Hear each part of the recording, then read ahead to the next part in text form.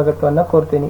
ಕಲಿಕಾ ಚೇತರಿಕೆಯಲ್ಲಿ ಇವತ್ತು 8ನೇ ತರಗತಿಯ ವಿಜ್ಞಾನದಲ್ಲಿ 11ನೇ ಕಲಿಕಾಂಶ ಜೀವಕೋಶದ ರಚನೆ ಮತ್ತು ಕಾರ್ಯಗಳು ಅಂತಕ್ಕಂಥ ಕಲಿಕಾಂಶದಲ್ಲಿ ಕಲಿಕಾ ಹಾಳೆ 3ರ ಜೊತೆಗೆ ನನ್ನ ತಿಳುವಳಿಕೆಯನ್ನು ನಾನೇ ಪರಿಶೀಲಿಸಿಕೊಳ್ಳುವೆ ಅಂತಕ್ಕಂಥ ಈ ಮೌಲ್ಯಮಾಪನ ಕ್ವಶನ್ಸ್ಗಳು ಬರ್ತಾವಲ್ಲ, ಇವ್ಯಾಲ್ಯೂಯೇಷನ್ ಕ್ವಶನ್ಸ್ಗಳನ್ನು ಸಹಿತ ಇದೇ ವಿಡಿಯೋದಲ್ಲಿ ತಂದಿದ್ದೀನಿ.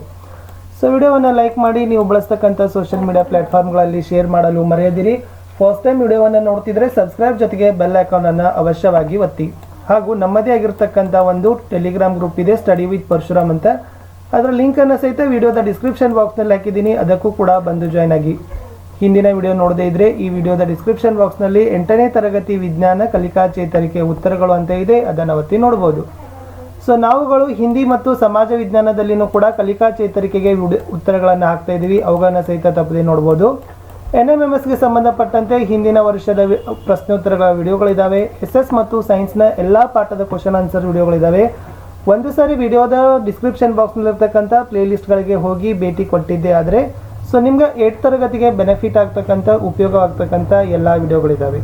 ಸೊ ಪ್ಲೀಸ್ ವಿಡಿಯೋಗಳನ್ನು ಲೈಕ್ ಹಾಗೂ ಶೇರ್ ಸಬ್ಸ್ಕ್ರೈಬ್ ಮಾಡಲು ಮರೆಯದಿರಿ ಅಂತ ಹೇಳ್ತಾ, ಸೊ ಕಲಿಕಾ ಹಾಳೆ 3ರಲ್ಲಿ ಚಟುವಟಿಕೆ 1 ಇತ್ತು. ಈ ಕೆಳಗೆ ನೀಡಿರುವ ಉದಾಹರಣೆಯನ್ನು ಗಮನಿಸಿ, ನೀಡಿರೋ ಕೋಷ್ಟದಲ್ಲಿ ಸಸ್ಯ ಮತ್ತು ಪ್ರಾಣಿ ಜೀವಕೋಶಗಳ ವ್ಯತ್ಯಾಸ ತಿಳಿಸಿ ಅಂತ ಇತ್ತು. ಕನದಂಗ ಕೋಶ ಪೊರೆಯನ್ನು ನೋಡಿದಾಗ ಪ್ರಾಣಿ ಜೀವಕೋಶದಲ್ಲಿ ಕೋಶ ಪೊರೆ ಇರ್ತದ, ಸಸ್ಯ ಜೀವಕೋಶದಲ್ಲಿ ಕೋಶ ಪೊರೆ ಇರ್ತದ.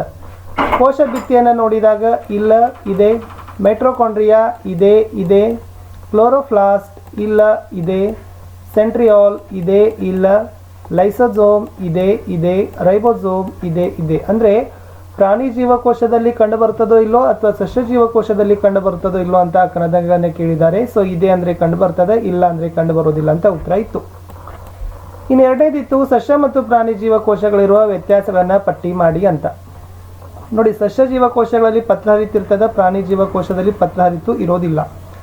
ಸಸ್ಯ ಜೀವಕೋಶದಲ್ಲಿ ಕೋಶ ಭಿತ್ತಿ ಇರ್ತದೆ, ಪ್ರಾಣಿ ಜೀವಕೋಶದಲ್ಲಿ ಕೋಶ ಭಿತ್ತಿ ಇರೋದಿಲ್ಲ. ಸಸ್ಯ ಜೀವಕೋಶಗಳಲ್ಲಿ ಸೆಂಟ್ರಿಯೋಲ್ಗಳು ಇರೋದಿಲ್ಲ, ಬಟ್ ಪ್ರಾಣಿ ಜೀವಕೋಶಗಳಲ್ಲಿ ಸೆಂಟ್ರಿಯೋಲ್ಗಳು ಇರ್ತಾವೆ.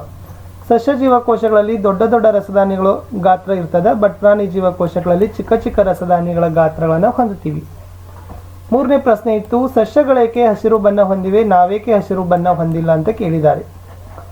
ಸಸ್ಯಗಳು ಕ್ಲೋರೋಫಿಲ್ ಅಂತಕ್ಕಂಥ ಹಸಿರು ವರ್ಣಿಕೆಯನ್ನು ಹೊಂದಿರ್ತವೆ, ಆದ್ದರಿಂದ ಅವುಗಳು ಹಸಿರು ಬಣ್ಣವನ್ನು ಹೊಂದಿರ್ತವೆ.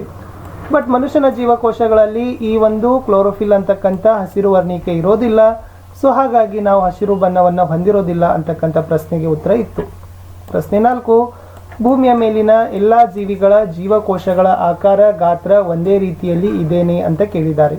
ಉತ್ತರ, ಈ ಭೂಮಿ ಮೇಲೆ ಇರ್ತಕ್ಕಂಥ ಎಲ್ಲ ಜೀವಿಗಳ ಜೀವಕೋಶಗಳ ಆಕಾರ ಗಾತ್ರ ಒಂದೇ ರೀತಿಯಲ್ಲಿ ಇರೋದಿಲ್ಲ ಅಂತಕ್ಕಂಥದ್ದು ಉತ್ತರ ಇತ್ತು. 5ನೇ ಪ್ರಶ್ನೆ, ಜೀವಕೋಶವನ್ನು ಬರಿಗಣ್ಣಿನಿಂದ ನೋಡಲು ಸಾಧ್ಯವೇ? ಹಾಗಿದ್ದರೆ ಯಾವ ಜೀವಕೋಶವನ್ನು ಬರಿಗಣ್ಣಿನಿಂದ ನೋಡುವಿರಿ? ವಿಶೇಷವಾಗಿ ಜೀವಕೋಶಗಳನ್ನು ಬರಿಗಣ್ಣಿನಿಂದ ನೋಡಲು ಸಾಧ್ಯ ಇಲ್ಲ. ಬಟ್ ಆದರೆ ಕೆಲವು ಜೀವಕೋಶಗಳನ್ನು ನಾವು ಬರಿಗಣ್ಣಿನಿಂದ ನೋಡಲು ಸಾಧ್ಯವಾಗದ, ಅದು ಅಂದರೆ ಮೊಟ್ಟೆ ಮತ್ತು ಅಂಡಾಣುಗಳ ಜೀವಕೋಶಗಳು ಅಂತ ಕಾಣ್ತೀವಿ. ಈ ಮೊಟ್ಟೆ ಮತ್ತು ಅಂಡಾಣುಗಳ ಜೀವಕೋಶಗಳನ್ನು ಸೊ ನಾವು ಬರಿಗಣ್ಣಿನಿಂದ ಏನು ಮಾಡ್ಬೋದು, ವೀಕ್ಷಣೆಯನ್ನು ಮಾಡ್ಬೋದು. 6ನೇ ಪ್ರಶ್ನೆ ಇತ್ತು, ಈ ಕೆಳಗಿನ ಕನದಂಗಗಳ ಕಾರ್ಯಗಳನ್ನು ಬರಿಬೇಕಿತ್ತು. ಕೋಶ ಪೊರೆ. ಸೊ ಕೋಶ ಪೊರೆ ಏನು ಕೆಲಸ ಮಾಡ್ತದ? ಇದು ಜೀವಕೋಶಗಳಿಗೆ ಚೌಕಟ್ಟನ್ನು ಒದಗಿಸ್ತದ, ಸೂಕ್ಷ್ಮ ರಂಧ್ರಗಳನ್ನು ಹೊಂದದ, ಒಳಬರುವ ಮತ್ತು ಹೊರ ಹೋಗ್ತಕ್ಕಂಥ ವಸ್ತುಗಳ ಚಲನೆಗೆ ಅನುವು ಮಾಡಿಕೊಡ್ತಕ್ಕಂಥ ಕೆಲಸ ಸೊ ಯಾವ್ದು ಮಾಡ್ತದ ವಿದ್ಯಾರ್ಥಿಗಳೇ? ಕೋಶ ಪೊರೆ ಮಾಡ್ತದ. 2ನೇದು ಕೋಶ ದ್ರವ್ಯ. ಎಲ್ಲ ಕನದಂಗಗಳನ್ನು ರಕ್ಷಣೆ ಮಾಡ್ತದ ಮತ್ತು ಪೋಷಿಸ್ತದ. ಅಂದರೆ ಈ ಜೀವಕೋಶಗಳಲ್ಲಿ ಇರ್ತಕ್ಕಂಥ ಎಲ್ಲ ಕನದಂಗಗಳನ್ನು ರಕ್ಷಣೆ ಮಾಡ್ತಕ್ಕಂಥದ್ದು, ಅವುಗಳಿಗೆ ಪೋಷಣೆಯನ್ನು ಮಾಡ್ತಕ್ಕಂಥ ಕೆಲಸ ಮಾಡೋದು ಯಾವುದಪ್ಪ ಅಂದರೆ ಕೋಶ ದ್ರವ್ಯ. ಕೋಶ ಕೇಂದ್ರ ಇದು ಮುಖ್ಯವಾಗಿ ಅನುವಂಶೀಯ ವಸ್ತುವನ್ನು ಹೊಂದಿರ್ತದ, ಜೀವಕೋಶದ ಎಲ್ಲ ಚಟುವಟಿಕೆಗಳನ್ನು ನಿಯಂತ್ರಣವನ್ನು ಮಾಡ್ತದ. ಮೇನ್ ಇಂಪಾರ್ಟೆಂಟ್ ಅಂದರೆ ಕೋಶ ಕೇಂದ್ರಗಳು ಅನುವಂಶೀಯ ವಸ್ತುಗಳನ್ನು ಹೊಂದಿರೋ ಜೊತೆಗೆ ಸೊ ಜೀವಕೋಶದಲ್ಲಿ ನಡೀತಕ್ಕಂಥ ಎಲ್ಲ ಚಟುವಟಿಕೆಗಳ ನಿಯಂತ್ರಣ ಕಾರ್ಯವನ್ನು ಮಾಡ್ತಕ್ಕಂಥದ್ದೇ ಕೋಶ ಕೇಂದ್ರ ಅಂತ ಹೇಳ್ತೀವಿ. ಇಲ್ಲಿಗೆ ಕಲಿಕಾ ಹಾಳೆ 3 ಮುಗೀತು. ಇನ್ನು ನನ್ನ ತಿಳುವಳಿಕೆಯನ್ನು ನಾನೇ ಪರಿಶೀಲಿಸಿಕೊಳ್ಳುವೆ ಅಂತ ಮೌಲ್ಯಮಾಪನ ಚಟುವಟಿಕೆಯಲ್ಲಿ ಕೆಲವೊಂದಿಷ್ಟು ಕ್ವಶನ್ಸ್ಗಳಿದ್ದಾವೆ, ಆನ್ಸರ್ಸನ್ನು ನೋಡುವ. ಸೊ ಫಸ್ಟ್ ಕ್ವಶನ್ ಇತ್ತು ವಿದ್ಯಾರ್ಥಿಗಳೇ, ಜೀವಕೋಶ ಅಂದರೆ ಏನು?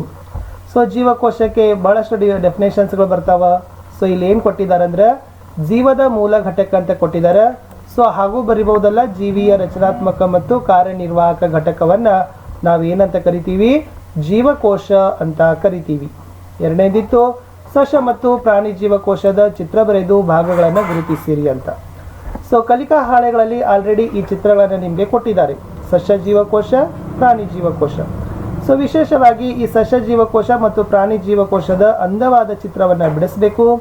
ವಿಶೇಷವಾಗಿ ಸಸ್ಯ ಜೀವಕೋಶಗಳಲ್ಲಿ ಭಾಗಗಳಾಗಿರ್ತಕ್ಕಂಥ ರೈಬೋಸೋಮ್, ಕ್ಲೋರೋಫ್ಲಾಸ್ಟ್, ರಸದಾನಿ, ಕೋಶಪೊರೆ, ಕೋಶಭಿತ್ತಿ, ಕೋಶ ಕೇಂದ್ರ, ಮೈಟ್ರೋಕಾಂಡ್ರಿಯಾಗಳನ್ನು ಗುರುತಿಸಬೇಕು. ಅದೇ ಥರ ಪ್ರಾಣಿ ಜೀವಕೋಶದ ಚಿತ್ರವನ್ನು ತೆಗೆದು ಅಲ್ಲಿನೂ ಕೂಡ ಲೈಸೋಸೋಮ್, ಕೋಶಪೊರೆ, ಗಾಲ್ಗಿ ಸಂಕೀರ್ಣ, ಕೋಶ ಕೇಂದ್ರ, ರೈಬೋಸೋಮ್, ಸೆಂಟ್ರಿಯಾಲ್ ಮತ್ತು ಮೈಟ್ರೋಕಾಂಡ್ರಿಯಾಗಳನ್ನು ಗುರುತಿಸ್ತಕ್ಕಂಥ ಕೆಲಸವನ್ನು ವಿದ್ಯಾರ್ಥಿಗಳೇ ಎಸ್ ಆದರೆ ಈ ಒಂದು ಚಟುವಟಿಕೆ ಉತ್ತರ ಕಂಪ್ಲೀಟ್ ಆಗ್ತದೆ. ಮೂರನೇ ಪ್ರಶ್ನೆ ಇತ್ತು ಸಸ್ಯ ಮತ್ತು ಪ್ರಾಣಿ ಜೀವಕೋಶಗಳಿರುವ ವ್ಯತ್ಯಾಸಗಳನ್ನು ತಿಳಿಸಿ ಅಂತ.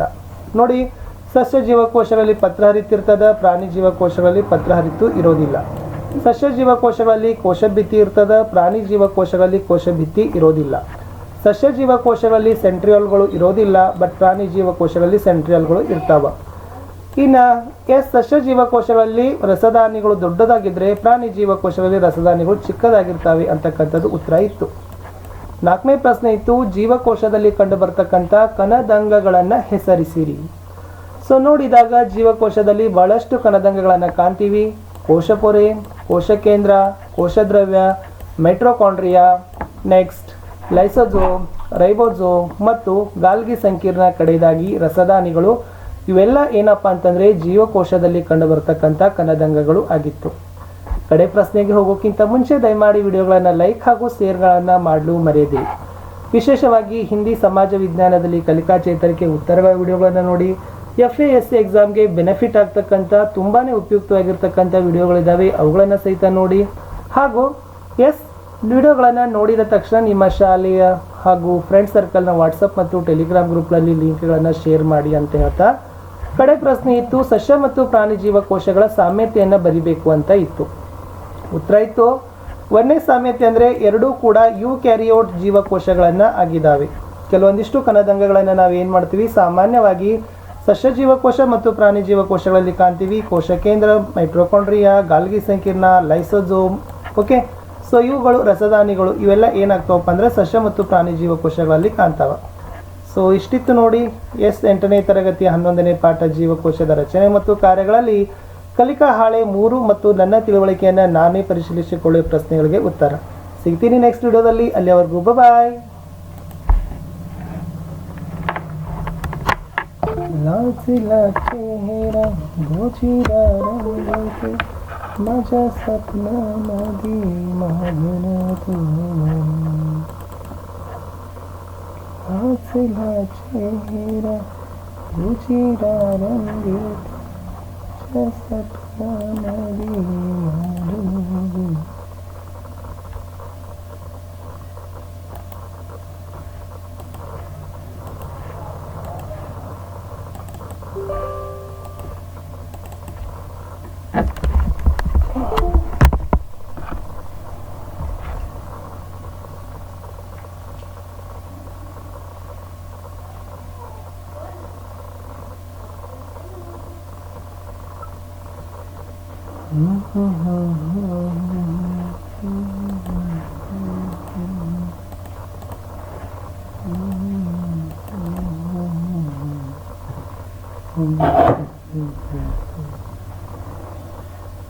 Mm-hmm.